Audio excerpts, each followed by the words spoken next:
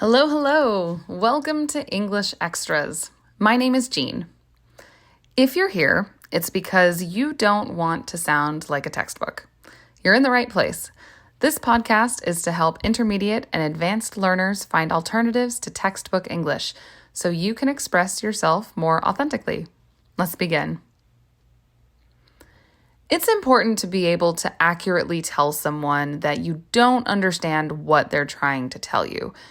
Your textbook will likely teach you to say, I don't understand. For sure, this is a reliable expression to use. But let's discuss some other options. Number 1, I don't get it. It's possible you've come across the word get before.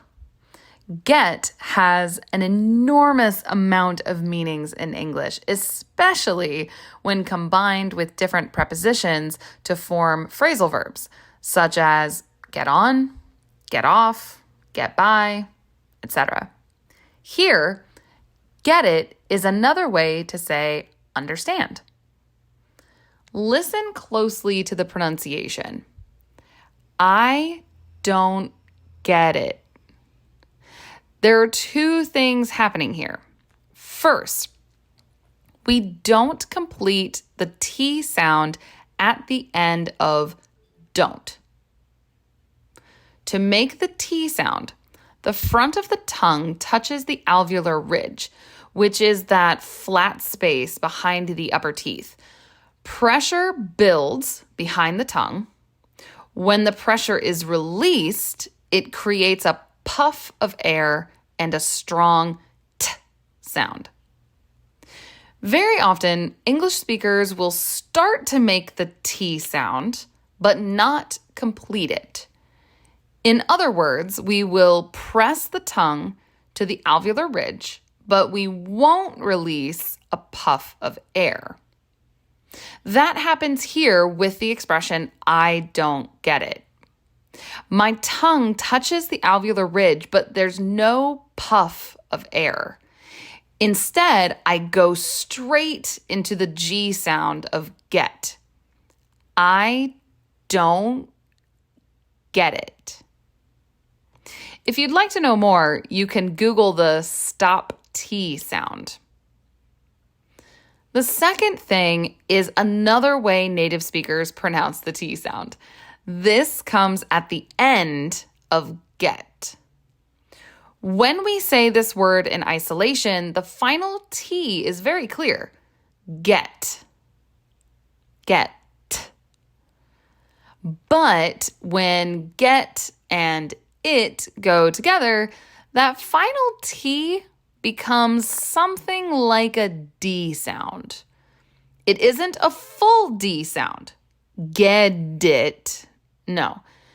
The tongue simply taps the alveolar ridge. This sound is called a flap T. You can also hear it in words like city, butter, better, little. When you start to listen for this sound, you hear it everywhere. So altogether, we have I don't get it. I don't get it. Get it can also be used as a question, but be careful. Asking someone like this, get it, can be an aggressive way to ask if someone understands. However, as always, tone matters. Using a soft tone makes it less aggressive. Get it? Do you get it now? A variation of this is, I'm not getting it. I'm not getting it. This would probably be used when someone has repeated themselves a few times. Once again, we have two different T sounds here. Listen closely. Not. Not. This is the same sound at the end of don't. It's an incomplete T sound, otherwise known as a stop T. We also have that popular flap T in the word getting. Getting. Listen again. I'm not getting it. I'm not getting it. Number 2, I'm lost. This isn't just for when you can't find your way in an unfamiliar place. I'm lost can also tell someone you don't understand what's going on, like you can't find your way in the conversation. Number 3, I'm drawing a blank. I'm drawing a blank. This expression can be used when you don't understand or when you can't remember something. A blank is an open space, an absence of something, like a fill in the blank question on a test or a blank sheet of paper. I'm not sure why we use the verb drawing, but that's what we say. I'm drawing a blank. Number 4, I'm still struggling. I'm still struggling. If something has been said many times, explained many different ways, and you still don't understand, this can be something you can say. I'm still struggling. I want to take a moment here to say that I understand the feeling of helplessness and frustration that comes from trying to communicate in another language. I spent many years studying Mandarin Chinese, and I still remember how difficult it was during the first year. I felt so lost and also frustrated with myself for not understanding enough, good enough, fast enough. But now I think differently. The beginning of learning a new thing can feel like driving on a highway. You're learning so much, so fast. You're just blazing down the road like you're in a Fast and Furious movie. The wind is in your hair, the music is playing loud. Life is great. And then you have to get off the highway. You have to slow down as you go through neighborhoods and past restaurants and shops. In comparison, the speed is maddeningly slow, and sometimes it feels like you aren't moving at all. Sometimes it feels like you're even going backwards. But just remember, you may have slowed down, but you're still moving forward. You're still making progress. This is the time in your intermediate era to enjoy the view. You have great things ahead of you. Just keep moving and enjoy the ride. All right, back to the episode.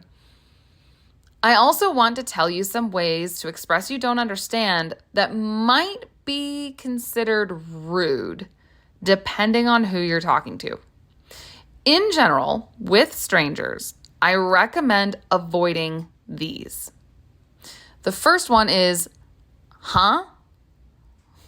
Huh? In general, huh is considered a rude way to indicate you don't understand or you didn't hear the person. Of course, between friends, it's totally fine. The second one is, what? Similar to, huh? Simply saying what can be considered rude by some people. So, in general, I'd recommend avoiding huh and what? Instead, here are some ways that are considered more polite. Number 1, I'm sorry. When this is said as a question, I'm sorry means I don't understand or I didn't hear you.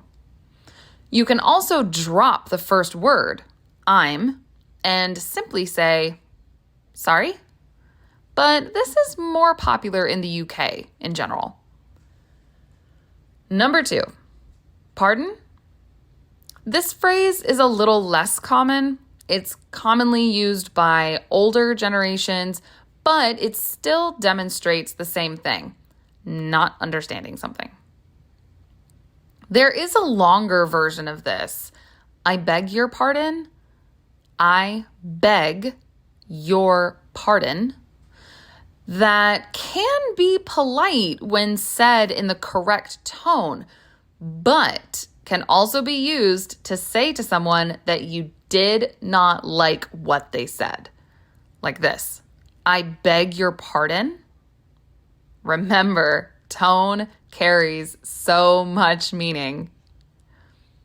Number 3, excuse me? This is similar to I beg your pardon. When said in the correct tone, excuse me is a perfectly acceptable way to tell someone you didn't understand them. However, it can communicate displeasure to something someone said. Like this. Hey, lady, I think your dog is fat. Excuse me? Like hellos and goodbyes, you can definitely combine expressions to soften them. For example, what? I'm sorry? Or sorry? I'm lost.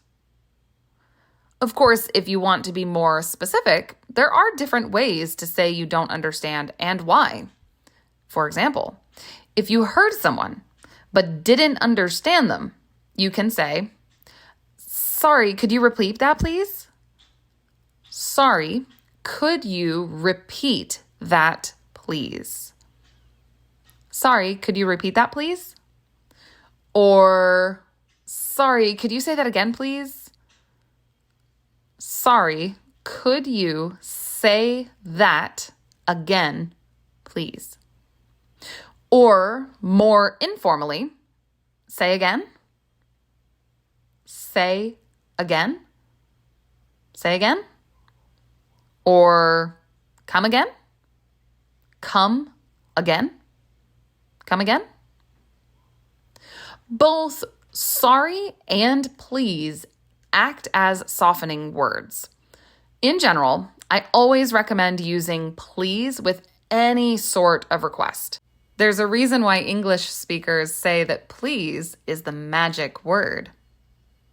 Of course, someone might simply be speaking too quickly to understand anything they say. In that case, you can say, sorry, could you say it more slowly, please? I didn't understand you. Sorry, could you say it more slowly, please? I didn't understand you. Sorry, could you say it more slowly, please? I didn't understand you. There you have it. In this episode, I discussed different ways to express I don't understand, including a few things to avoid. As always, if you have any questions, you can send me a message on Instagram at Miss Jean Teaches. Thanks for listening. Until next time, bye.